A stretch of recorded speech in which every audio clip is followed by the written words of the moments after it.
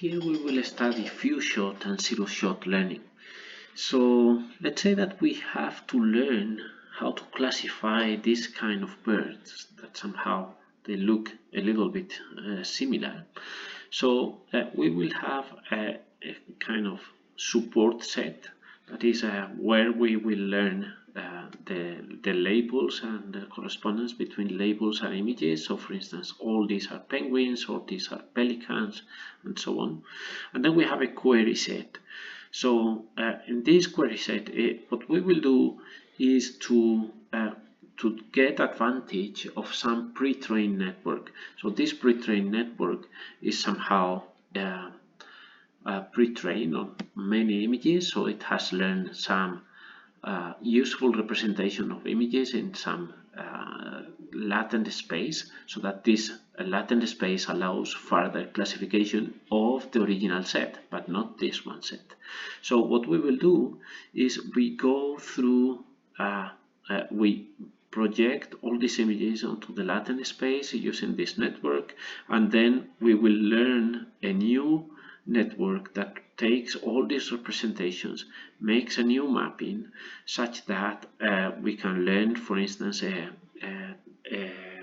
triplet loss on this network, so that we can distinguish one class from the other. But we take advantage of the already latent space representation, so we don't need so much data to train the new network that should be relatively small. And this, in this way, we can learn with relatively few examples. So here have kind of extreme cases in which, so in general they are called n-way k-shot. So the support set, as we said, is a few label examples per novel data category. A query set are queries that consist of samples of the new and the old categories. And the n-way k-shot is we have a pre-trained model, this one, that has to generalize n numbers of novel categories. So n is the new categories that we have, and k defines the number of labeled examples in each one of the new categories. So here we would have n equal 3, k equal 2. So we have to distinguish these 3 different categories with only 2 examples.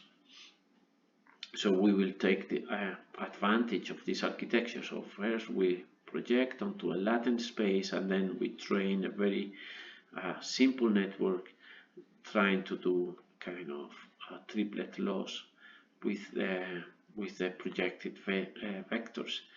And this can be kind of extreme cases with only k equal 2. And there is another approach to that is these matching networks. So matching networks is we have a set of images with some labels, and then we have to learn a network that makes a projection of these latent space vectors, and we also project this one, and then we have an attention kernel here, so a comparison of these embeddings with these embeddings, and this attention is represented here, so it is kind of softmax. And then from this softmax, the network, the embedding vectors have to learn that this is the correct label. So this is again few-shot learning, because these embeddings they use many less images and examples than the original embedding that we used for the first latent space projector. Then we can also have these relation networks. So relation networks, we are substituting the attention kernel by another network. So instead of having this attention here, we will have another network. So we do the embeddings of each one of the images, and here we are representing. So this, we have the embedding module, we have represented here the embeddings of the input images, the embedding of the query image, and then we have to train a new network. So instead of an attention module, so that the output of this one is this one saying that this is a dog, this is another dog, and the others, they are not related to dogs. So that is why we have to learn this kind of one hot vector. So again, these two networks will be much smaller. Then we have these prototypical networks. So let's say that we have some embedding, and this embedding we construct prototypes, and then for each query vector we compare the prototypes to the embedding of the new vector, and we have kind of probability of being similar to each one of the prototypes. And then the network is trained by minimizing this probability for the true class. So again, the embedding is much simpler.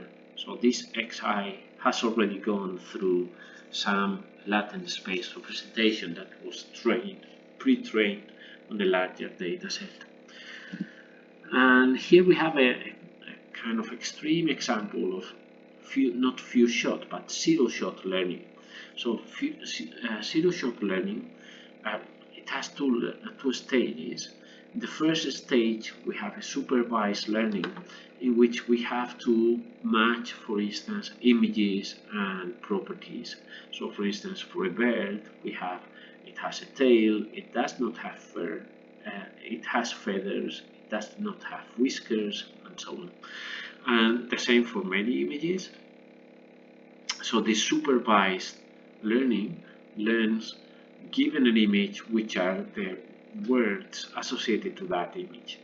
Now we have a definition. So for instance, a zebra is like a horse with stripes. Now if you see an image of a zebra, then you can go through this network. So this network will predict the words, and then these words can be compared to your definition, and then see if your words match. So again, this is kind of very high-level description of the network. If you are interested, I recommend you to go to this blog.